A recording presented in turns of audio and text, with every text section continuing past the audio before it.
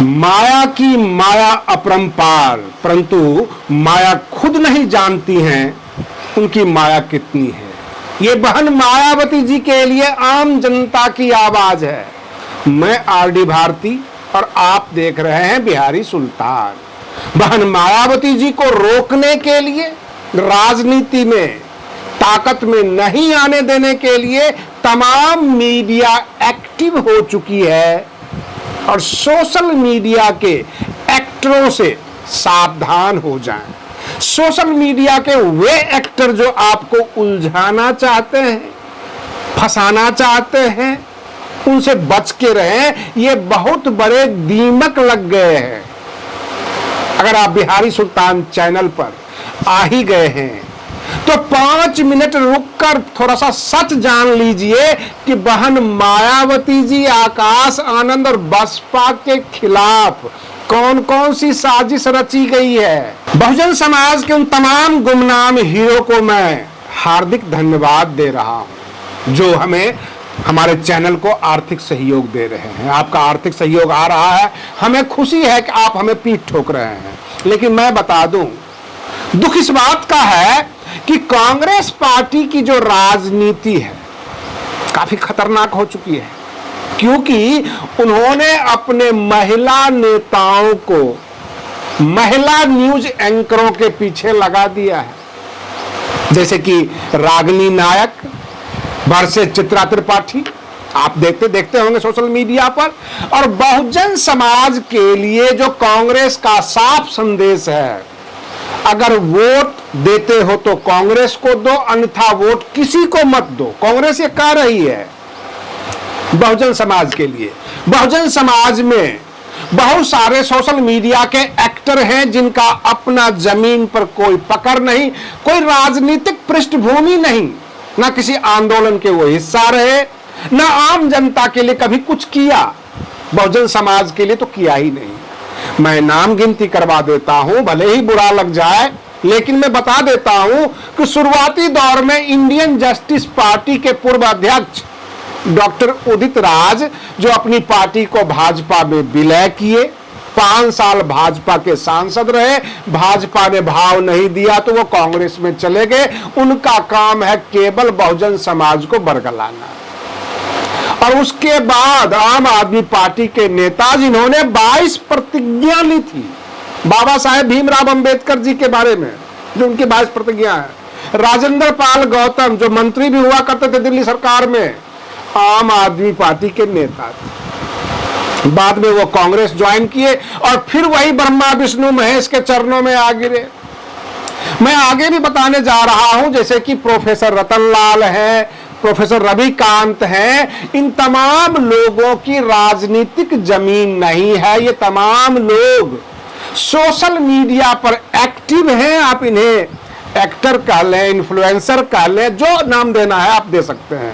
परंतु बहुजन समाज पार्टी के कर्मठ कार्यकर्ता, नेता जब इनके बारे में बयान देना शुरू करते हैं तो हमें लगता है कि इन तमाम नेताओं को कांग्रेस ने उलझाने की कोशिश की है, ताकि लोग कांग्रेस के खिलाफ ना करें, राहुल गांधी जी के खिलाफ ना बोले, प्रोफेसर रतनलाल में उलझ जाए, प्रोफेसर रविकांत में उलझ जाए, डॉक्टर उदित राज में उलझ जाए। ये उलझाने के लिए सीधा मैसेज है, या तो आप वोट हमें दीजिए, अन्यथा वोट किसी को नहीं दीजिए। मैं आपकी बात मान लेता हूं, तमाम जो इंडिया अलायंस के समर्थक, जो भी दर्शक होंगे, अगर वो देख रहे हैं, उनका आरोप ये है वोट चोरी होता है। 2024 में लोकसभा चुनाव में वोट चोरी हुआ, तो हमें ये बता दीजिए कि 42 सीट जो उत्तर प्रदेश में कांग्रेस और सपा ने लिए, क्या वोट चोरी करके लिए? चंद्रशेखर आजाद रावण, जो आजाद समाज पार्टी के मुखिया हैं, वोट चोरी करके भाजपा ने प्लांट किया या कांग्रेस ने प्लांट किया है? बता ही दीजिए आज। कारण क्या है? कि आरोप तो आपका ही है कि वोट चोरी होता है। भाई बसपा के एक भी सांसद नहीं है जीते हुए, इसलिए बसपा के ऊपर कोई आरोप आप नहीं लगा सकते हैं। जो लोग चुनाव जीते हैं 2024 में, केवल भाजपा ही तो चुनाव नहीं जीती, भाजपा तो 240 पे आ गई। और ऐसी भी क्या चोरी है जो चोरी करने के बावजूद 300 से 240 पे आ गई। और जो चोरी का आरोप लगाते हैं वो 5 सीट से सीधे 35-37 पे पहुंच गए। कहने का मतलब ये कि जो चोरी करते हैं उनका सीट घट गया, जो चोरी नहीं करते हैं उनका सीट बढ़ गया। तो बहुजन समाज को बरगलाने के लिए बहुजन समाज में पहले ये संदेश देंगे, अंबेडकरवादी बनेंगे, पूरा जो है चौपाल लगाएंगे, लोगों से कहेंगे कि देख लीजिए हिंदू राष्ट्र आ रहा है, भाजपा का विरोध करके बहुजन समाज को समेटने की कोशिश करेंगे। प्रोफेसर रतनलाल जी का तर्क भी बड़ा बढ़िया है, जो कहते हैं सही कह रहे हैं, लेकिन उसमें कुछ कमी है। वो कहते हैं कि हमारे देश के राष्ट्रपति महिला, आदिवासी, तो प्रधानमंत्री ओबीसी से, और देश के लॉ मिनिस्टर दलित हैं अर्जुन राम मेघवाल। और ये होने के बावजूद भी हमारा देश हिंदू राष्ट्र की तरफ आगे बढ़ रहा है। जाहिर सी बात है ये हिंदू राष्ट्र, हिंदुत्व, इसका तमाम जो भ्रम है वो भारत के विपक्षियों के द्वारा ज्यादा फैलाया जाता है।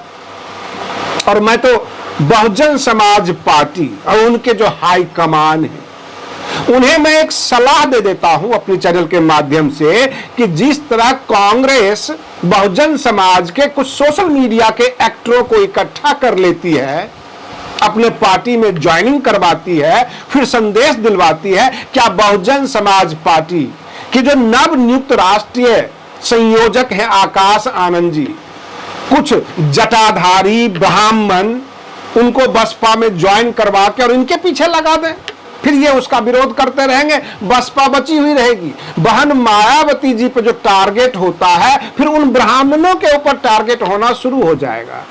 तो बसपा को भी इसी नीति पर काम करना चाहिए कि कुछ ब्राह्मण चेहरे, कुछ अयोध्या के पंडा पुजारी पकड़ पकड़ के बसपा में ज्वाइन करवा लीजिए और उनसे प्रवचन करवाया कीजिए, ताकि बहन मायावती जी को लोग भूल जाएं, आलोचना करना उस ब्राह्मणों के पीछे पड़ जाए। जिस तरह से आज की तारीख में बहुजन समाज पार्टी के नेता राहुल गांधी, कांग्रेस पार्टी इसका विरोध ना करके प्रोफेसर रतनलाल, रविकांत उनके विरोध में उतर आए हैं। हर जगह सोशल मीडिया पे इन्हीं एक्टरों की जमावड़ा लगा हुआ है, ये फुल एक्टिंग करते हैं, आम जनता उलझी हुई रहती है। लेकिन जमीन पर हम घूम रहे हैं, जमीन पर जो लोगों से बातचीत करते हैं लोग बहन मायावती जी को जानती है। और रही बात ये, बड़े बुजुर्ग बताते हैं, जो अनुभवी लोग हैं जिन्होंने 5-10 चुनाव देखा है, वो कहते हैं कि सच्चाई तो यह है कि बहन मायावती जी कंफ्यूज है, उनको अपनी ताकत के बारे में खुद नहीं पता। एक बार वो घूम जाए, उतर जाए, सारे के सारे बौने पर जाएंगे, जमीन पकड़ लेंगे। लेकिन बहन मायावती जी को किस बात का डर है? स्वास्थ्य साथ नहीं दे रहा है, उम्र साथ नहीं दे रहा है, जो भी कारण हो। उन्होंने राष्ट्रीय संयोजक जब आकाश आनंद जी को बनाया तो तमाम मीडिया में इसके ऊपर डिबेट चलने लग गया। डिबेट में कुछ लोगों ने कहा को अपना जो है वजन हल्का करना चाहती है पार्टी से, धीरे धीरे वो पार्टी सौंप देंगी आकाश आनंद जी को। कुछ न्यूज एंकरों ने कहा कि नहीं नहीं नहीं, आकाश आनंद जो है वो तो पंचिंग बैग है, इधर से बॉक्सिंग मारो उधर से बॉक्सिंग मारो। कहने का तात्पर्य यह है कि बहन मायावती जी ने आकाश आनंद जी को पंचिंग बैग की तरह इस्तेमाल किया, शादी भी खुद करवाई, ससुराल के ऊपर आरोप भी खुद लगाया, ससुर को भी भगाया, ससुर को पहले बुलाया, उसके बाद नेशनल कोऑर्डिनेटर बनाया, फिर उसको हटा दिया, फिर उसके बाद चीफ नेशनल कोऑर्डिनेटर बनाया, उसके बाद अब बनाई है राष्ट्रीय संयोजक।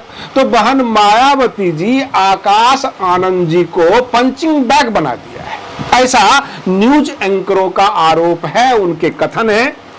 लेकिन कुछ भी हो, पूरे देश में चर्चा का विषय तो बन गया, बिहार में भी खलबली मची हुई है और ऐसा लगता है कि कहीं बिहार से ही वापसी ना हो जाए बसपा की, यहीं से यू टर्न ना हो जाए। और अच्छा भी है कि 2024 में कोई सीट नहीं जीते, नहीं तो आज के तारीख में कांग्रेस पार्टी ये कहती कि भैया बसपा जो है भाजपा की बी टीम है, और जो वोट चोरी हुआ था तो थोड़ा बहुत बसपा के तरफ भी शिफ्ट कर दिया गया। 5-10 जो सांसद बसपा के हैं वह भी वोट चोरी के हैं, क्योंकि आज मैं दावे के साथ कह सकता हूं कि बसपा नगण्य है, और जो लोग वोट चोरी किए वो चुनाव जीते 2024 में, चाहे वो नगीना के सांसद चंद्रशेखर आजाद हो, समाजवादी पार्टी के सांसद हो, कांग्रेस के सांसद हो, भाजपा के सांसद हो, अथवा देश के अन्य पार्टियों के सांसद, सब के सब वोट चोरी से चुनाव जीते हैं। लेकिन बसपा वोट चोर नहीं है, इसलिए एक भी सीट नहीं निकाल पाई है। इसका कोई जवाब? सवाल यहां पर यह है, बहुजन समाज के अपने मुद्दे हैं, अपनी जरूरतें हैं, उन जरूरतों के बारे में ना बात की जाए, उन मुद्दे के बारे में ना बात की जाए तो उनके सामने सोशल मीडिया एक्टर को खड़ा कर देती है, क्योंकि कांग्रेस तो पुराना खिलाड़ी है और हमेशा से ये खेलती रही है भारतीय राजनीति को। अब रही बात ये कि रागिनी नायक जो कांग्रेस की नेता है, महिला नेता है, काफी संस्कारी है, खूबसूरत है, और उधर चित्रा त्रिपाठी जो न्यूज एंकर है वो भी काफी खूबसूरत रहे, देखने में मॉडल जैसी लगती है, लेकिन दोनों के आपस के व्यंग्यबान, दोनों के एक्स के पोस्ट काफी इंटरटेनिंग हो गया है। क्या हमारे राजनीति का अब ये स्तर रह गया? आम जनता अब इन नेताओं और न्यूज एंकरों में अपना इंटरटेनमेंट ढूंढ रही है। क्या ये चाहते हैं इन तमाम लोगों को उलझा कर रखें और सत्ता पक्ष और विपक्ष का मैच फिक्स हो? क्योंकि मैं आपको बता दूं, 17 सितंबर को पूरा देश विश्वकर्मा पूजा मनाएगा, और 17 सितंबर को ही हमारे देश के प्रधानमंत्री जी का 75 साल पूरा हो जाएगा। कवायद ये हो रही है कि प्रधानमंत्री जी हटने चाहिए। हमने ये देखा है कि सोशल मीडिया के ऊपर कुछ सोशल मीडिया के जो एक्टर हैं वो चरण वंदना करते हैं, प्रार्थना करते हैं सुबह सुबह ही। कहने का मतलब ये, जैसे पुजारी आता है ना मंदिर में, भगवान का नाम लेता है, तो सोशल मीडिया के जो एक्टर हैं सुबह सुबह ही चरण वंदना में लग जाते हैं, प्रार्थना में लग जाते हैं, चालीसा गाते हैं। और उधर बहुजन समाज पार्टी के जो कार्यकर्ता हैं वो बसपा का शासनकाल, बाबा साहेब भीमराव अंबेडकर का संघर्ष और त्याग, उनके बारे में बात करते हैं, मान्यवर काशीराम जी के बारे में बात करते हैं। क्या बहुजन समाज के कार्यकर्ता जो हैं, चाहे बसपा के हों अथवा पूरे बहुजन समाज के, बहन मायावती जी की किसी प्रकार की कोई चाटुकारिता नहीं करते, चरण वंदना नहीं करते? ये फर्क है। जब जब बसपा की बात आती है, बहुजन समाज की बात आती है, तो बाबा साहेब भीमराव अंबेडकर जी याद आ जाते हैं, लेकिन कांग्रेस के चरण वंदना करने वाले को सीधे राहुल गांधी जी नजर आते हैं, क्योंकि उनका यह मानना है कि 2029 में तो हम राहुल गांधी जी को प्रधानमंत्री तो बना ही लेंगे। और इसके लिए बहुजन समाज के कुछ सोशल मीडिया के एक्टर जो काफी संघर्ष किए, बेचारा संघर्ष इसलिए किया कि अगर हम खिलाफ नहीं बोलेंगे, ब्राह्मणों के खिलाफ नहीं बोलेंगे, मनुवादी नहीं करेंगे, तो कांग्रेस जगह कैसे देगी? क्योंकि कांग्रेस में जगह के लिए मनुवाद, ब्राह्मणवाद, इस सब के ऊपर हमला बोलना है और बहुजन समाज को मोटिवेट करना है, और फिर हम ये कहेंगे कि बहुजन समाज का वोट हम आपके झोली में डाल सकते हैं। और ये कह के वो कांग्रेस में पहुंचे हैं। बसपा के जो समर्थक हैं, जो एडवोकेट्स हैं, जो बसपा के कार्यकर्ता हैं, वो राहुल गांधी और कांग्रेस पार्टी के जितने भी 70 सालों में कुकर्म रहा उसको गिनाने के बजाय प्रोफेसर रतनलाल, रविकांत, इधर राजेंद्र पाल गौतम, डॉक्टर उदित राज, इनके पीछे पड़ गए। और भाई पहचानिए, इनकी अपनी कोई जमीन नहीं है, ये राजनीति में एक वोट नहीं दिला सकते कहीं पर।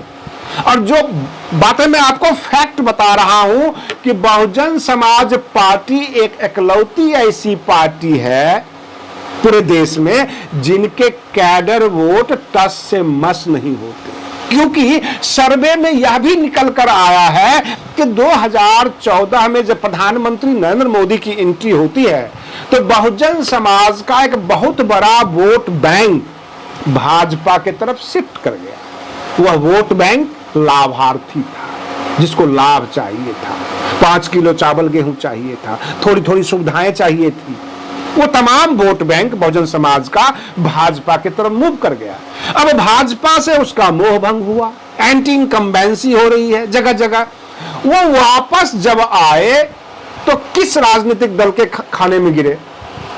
कांग्रेस का प्लान यह है कि भाजपा से जो मोह भंग हुआ है बहुजन समाज का वोट, वो कांग्रेस के खाते में आ जाए। और इसीलिए ये तमाम सोशल मीडिया के एक्टरों को प्लांट किया गया है। आज के लिए बस इतना ही। आप बने रहिए बिहारी सुल्तान चैनल पर। हम फिर मिलते हैं अगले वीडियो में। तब तक के लिए धन्यवाद।